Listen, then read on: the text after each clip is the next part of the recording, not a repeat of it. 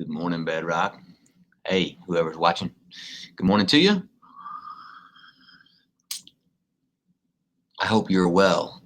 Got a couple of thoughts this morning. It's Friday. It's been a wet, rainy week. I hope it's been a good week, though. I hope these little words in the morning have been an encouragement to you. Have a couple of thoughts I want to put together real fast this morning for us. I was thinking about how when we return from a trip, if we've been gone to the beach or we've been gone to grandma's house, I know that that the miners, Jeremy and Tanya and us, we always joke about just coming back into normalcy with our family, with our families, and they dub the term reentry. And we have as well, like when a spacecraft is coming back to Earth and is going through the atmosphere, and there's heat and there's pressure and there's friction.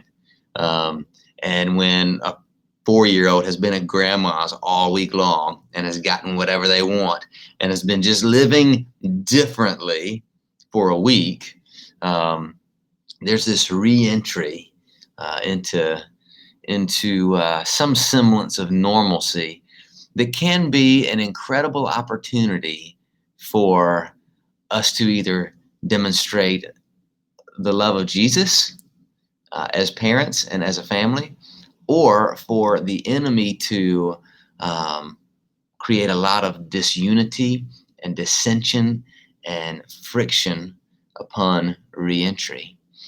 So I was thinking about that, and I was thinking about, of course, our current situation. And here over the next few weeks, many churches have already started this and have their phases that they're working through.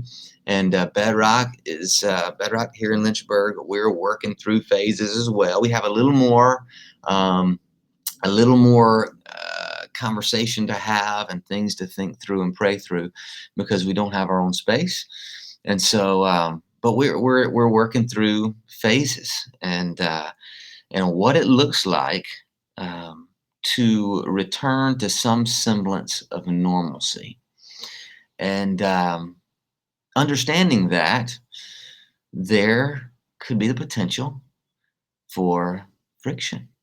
There could be the potential for the enemy to use this in the church as a whole, or an individual church in our town, or like Bedrock, to create disunity and dissension over things large and small. And so I just wanted us to think about this over the next few weeks. What we're aiming to do, and this isn't like details or anything. We don't have a lot of details yet. We're still working on those. But our goal is to provide the option of being back together face to face on June 7th. And that's really all we know right now.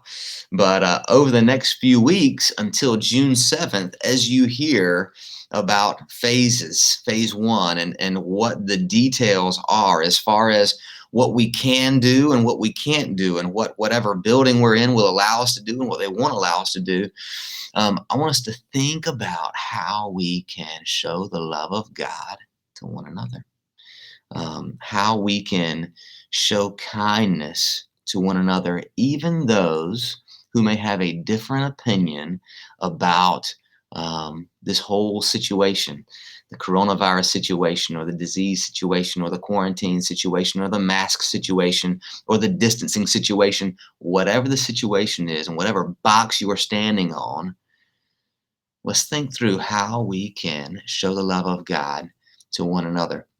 I've been thinking that it just changes how we talk to one another, how we treat one another, when we treat one another as image bearers and not just opinion bearers, right? It's easy to be in conversation or be in an email or be on social media and just start viewing pictures of people and images of people as image bearers, as opinion bearers. And man, I'm gonna tell them what I think, and they're gonna tell me what they think, and that really constitutes what they are, is the sum of their opinions about anything and everything.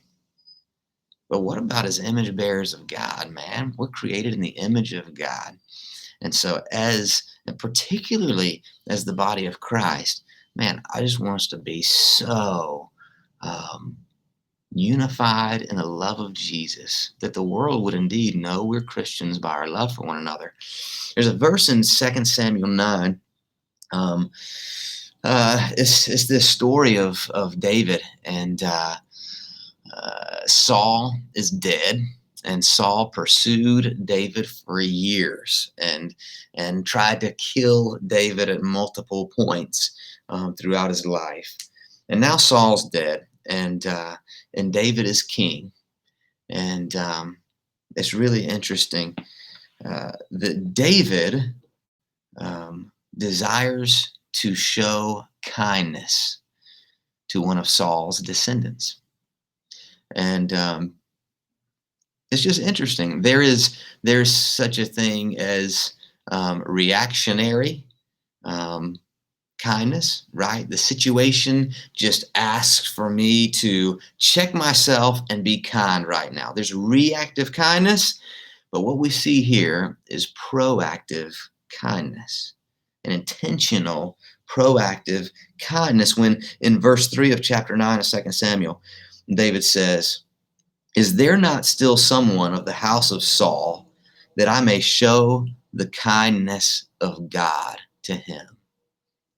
Verse 1 talks about how I want to show him the kindness for Jonathan's sake. I want to find somebody that's a descendant of my enemy, somebody that's a part of my enemy's family, and intentionally and proactively show them kindness.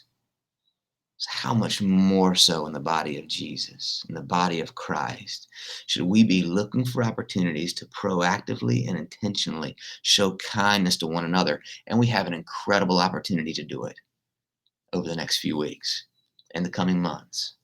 And so let's think through that, man. I don't know if there's somebody, and there's that friend. There's that friend who thinks totally differently than you on our current situation. And maybe there's been some conversation that's been a little strained. There's been some discussion that's gone back and forth that at times has felt like, yeah, maybe this feels less like a discussion and more like an argument. Like, all right, let's push the brakes here. Now, what if you think through how you can show intentional and proactive kindness to that person today or this weekend? And moving forward, as we figure out what it looks like to return to some semblance of normalcy for Bedrock Lynchburg, we think through, man, how we can just lavish the kindness of God on one another. That's my word, man. That's the thought for the day. That's what's running through my brain. I hope it's encouragement to you. Let's do that in our homes. Let's do that at work. Let's do that with our friends. Let's do that with the body of Jesus. But man, I hope you have a great Friday. I'm up this Sunday, and so sermon will be up Sunday for you to listen to and talk through, discuss with family, and as we jump into the first beatitude. Looking forward to it. Have a great day. We'll catch you